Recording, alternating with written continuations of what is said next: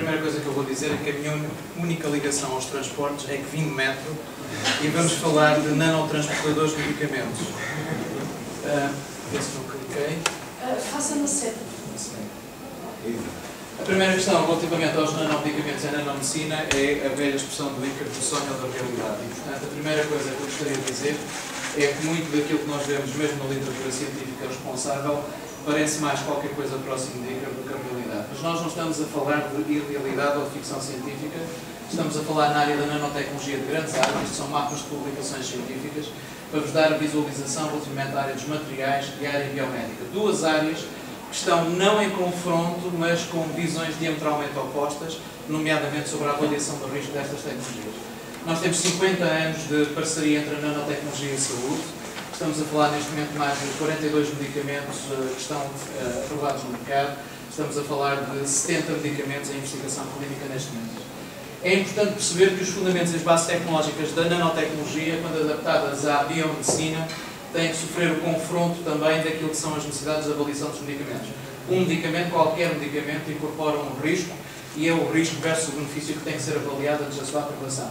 Essas plataformas tecnológicas estão aqui iniciadas, basicamente é uma diversidade não bio, mas uma diversidade mais de materiais numa interface bio, utilizando materiais de natureza diversa, alguns deles biodegradáveis, outros não. Eu gostaria de referir a alguns que vocês ouvem falar na literatura como potencialmente úteis, como os nanotubos de carbono, terão uma grande utilização como dispositivo médico, completamente inúteis do ponto de vista da segurança da sua utilização como transportador de medicamentos. A mesma coisa para os pontos quânticos. Referi que é nesta área que nós estamos a encontrar autênticas revoluções terapêuticas com a possibilidade de colocar dois fármacos no mesmo transportador e transportá-lo para o interior da mesma célula e do mesmo compartimento subcelular, no caso que alguns conhecem relativamente ao transporte de ácidos nucleicos e de medicamentos, e também a possibilidade de fazer a ponte entre a terapêutica e o diagnóstico, nomeadamente utilizando nanofluídica em chips, nomeadamente para fazer o diagnóstico de determinadas patologias, enfim, a ligação à terapêutica também de uma forma integrada, é exemplo do que se faz nesta cidade também, por exemplo, no Instituto Superior Técnico, relativamente à investigação que é feita no INESC-MA. Estas áreas de integração do diagnóstico e terapêutica são críticas para aquilo que nós falamos hoje de medicina personalizada ou medicina individualizada. Um exemplo que vem da Universidade de Tóquio é a possibilidade de utilizar alguns destes sistemas luminescentes em modelos in vivo, já demonstrado em modelos in vivo com animais, mas não transpostos pelos humanos, de observar o processo de metastatização de um tumor primário à medida que ele vai ocorrendo. Portanto, é necessário olhar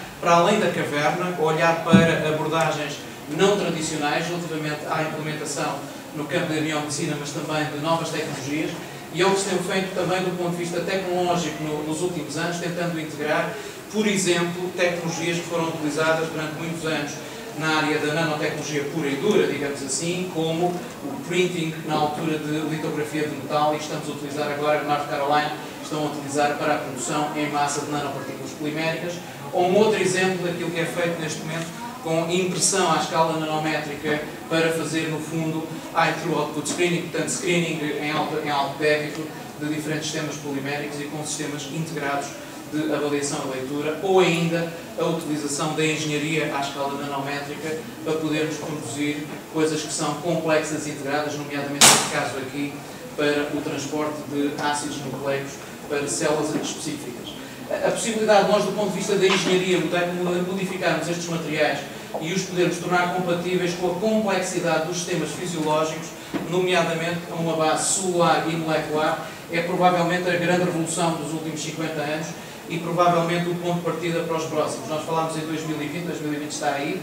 Uma das questões centrais é de perceber a fisiopatologia, nomeadamente o que é que acontece relativamente a um tumor numa situação em concreto, como é que o débito de sangue se processa ou não, qual a resistência mecânica, como é que nós vamos poder, ao nível da biofísica, fazer a integração dessas relações à escala da membrana de uma célula, mas também no interior de uma célula, nomeadamente no subcompartimento dessa mesma célula.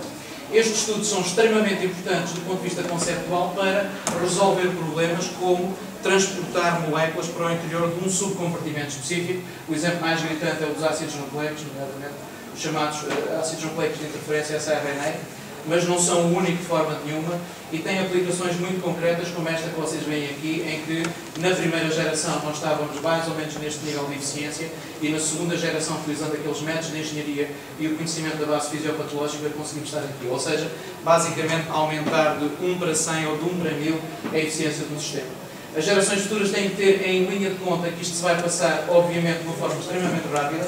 Como eu disse há pouco, 2020 está aí. Qualquer medicamento demora entre 8 a 12 anos a desenvolver e, portanto, os novos nanomedicamentos de 2020 já estão.